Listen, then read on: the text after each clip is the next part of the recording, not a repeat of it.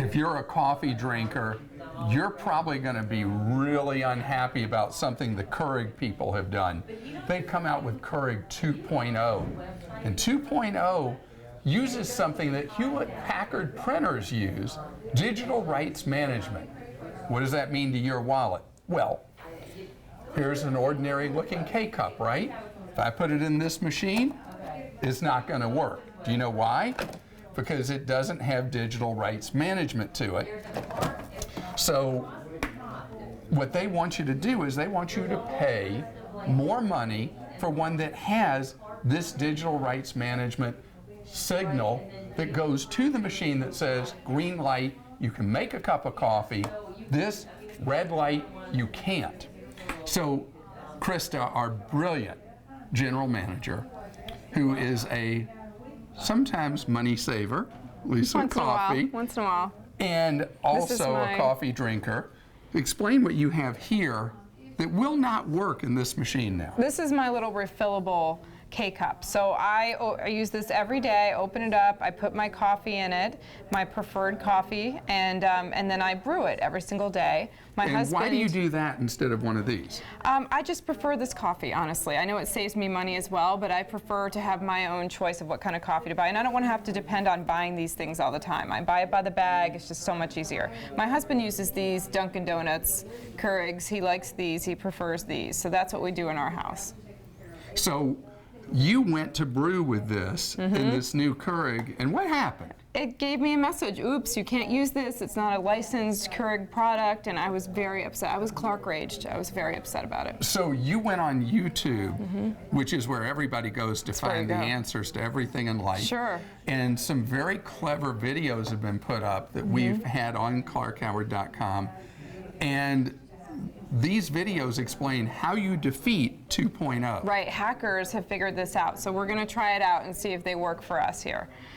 One of the main thing you want to do is you want to get the lid off of one of these licensed products, because that's what's going to be red, as you said. So I took an X-Acto knife. I have my little X-Acto knife. You could use scissors, but you're going to want a small set of scissors because you really need to trim it. So you take a razor blade, whatever you have, you stick it in the top of one of these used ones, because of course you don't want to. Yes, you want to be very careful. Don't cut me. You could definitely hurt yourself, and you just work your way around and cut it, and then you can trim it down later. I kind of trimmed it down at my desk later.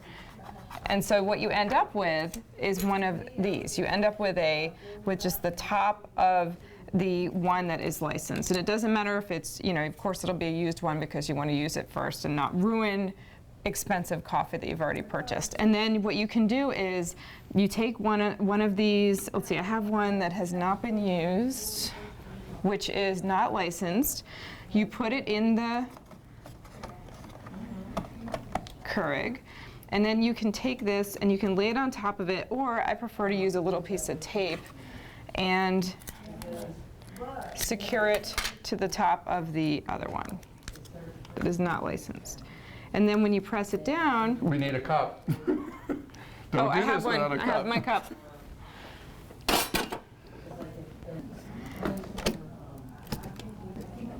Ready. You did it. Should we make the cup? No. Okay. Then, if you have one of these refillable ones, you can do the same thing. You can just attach this to the top of that. Some people on YouTube are gluing them, hot gluing. So I do have my hot glue gun. Do you want to try that and see if it works? Sure. All right. How do you have a hot glue gun? What do you have a hot glue gun for? I have kids. You have to have hot glue guns. I have kids. I don't have a hot glue gun. All right. Is this when your kids are bad? You hit them with hot glue? No. We use these for art projects.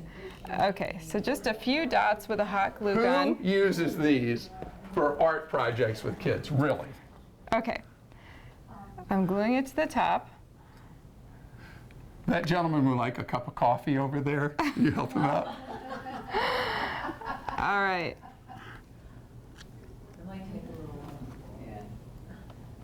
Usually you should probably let it dry, but we'll just see how it works here. Go ahead. Make sure it's in the right way. Okay, try it. You have to press it. It's ready. Okay, Should I go make ahead it? and brew it. Yep, that's my coffee. What do I do? Hit there? Yep. See, I've actually never had a cup of coffee in my life but saving money, that's really important to me. And that the Keurig people are trying to conspire to eat up your wallet, that's not okay with me. So it's your money, it's your choice. But buying coffee in a big bag and putting it in typically costs like 5 to 6 cents a cup.